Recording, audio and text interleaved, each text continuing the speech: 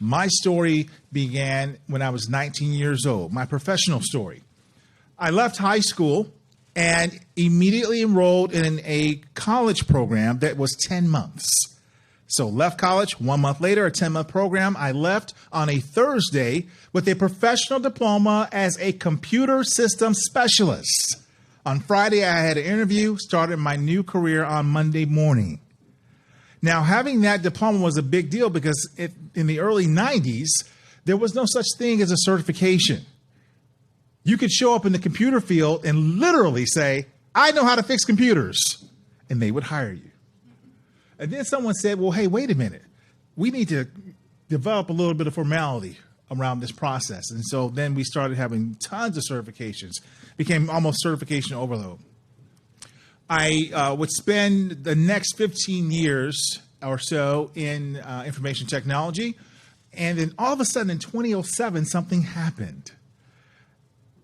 After having worked for some of the best corporations in the world, including General Electric, where I'd spent almost 10 years, I found myself laid off, out of a job. That had not happened since I left high school. So now I had to discover a different way to proceed. One of my friends, Dr. Willie Jolly, says that a setback is a set up for a comeback. And that's what I worked on, my comeback. What was I going to do? Well, something interesting had happened in my IT life. I always ended up in the C-suite. I always was the person working with the senior executives. That made me desire not the senior executive seat, but at one point in my life to begin to work with senior executives in a different way than just IT. So I began pursuing that degree that I never earned. And I went to Northwestern University and earned a degree in leadership and organizational behavior. But I found that people weren't necessarily taking me serious. They said, well, you're the IT guy. You got all this IT experience. Why would we hire you to do HR and talent development? They typecast me. They wouldn't give me a chance to do something different. And that happens all too often in organizations. But I tell people that organizations are always talking about needing change agents. And all too often, we screen out the change agent at the resume level. We say, I want that person who's only done one thing. But really, the person that may have done a couple of different things might be that person you need to lead change.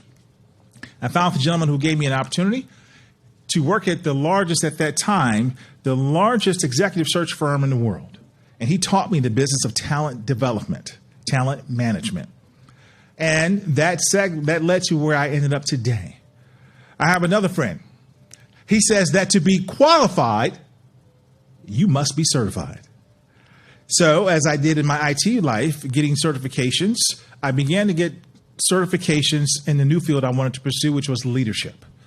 So I got certified as a coach. I went to Harvard to study under one of the most preeminent leadership authorities in the world, Dr. Ronald Heifetz. And I did a lot of other different things with assessments and such because I wanted to qualify in this new field and have people take me serious. Today, I work with leaders to accelerate performance and drive impact. But I learned that I can't talk about what the solution is. I have to talk about the problem that I solve, the pain that I fix. So I tell people that I am a person who works with emerging leaders, and I solve the problem in the organizations of what do you do with emerging leaders? They're all around us, but they need help developing. So I solve the costs, the expense, the problem associated with emerging leaders and organizations. And at the same time I'm helping them to accelerate, I'm helping them to go higher. So I've now branded myself and trademarked that I am the Leadership Excelerator.